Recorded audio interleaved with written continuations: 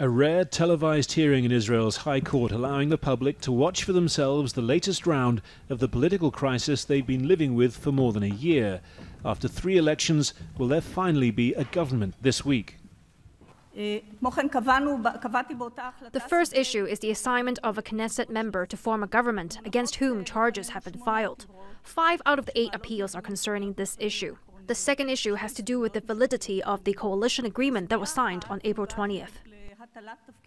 That agreement for a rotating, co-equal premiership between Benjamin Netanyahu and his former rival, Benny Gantz, requires changes to Israel's fundamental basic laws to allow each mistrustful partner the guarantees they want to ensure the deal sticks.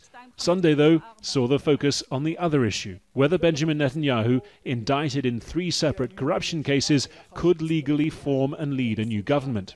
The law requires ministers in such a position to resign, but not prime ministers. Netanyahu is both a caretaker prime minister and a candidate for the job, leaving room for legal argument. During it, the justices seem to signal that they would not overrule what they see as the will of the members of Israel's parliament.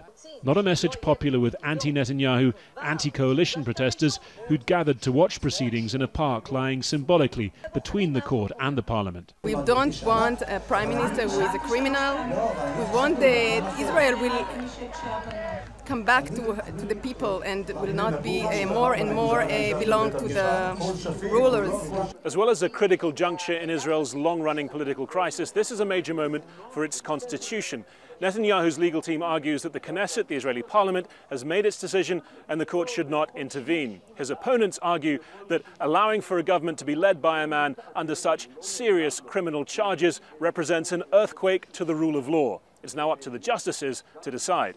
For now, Gantz and Netanyahu are still working to pass the legislation required to form the new government before the deadline expires on Thursday.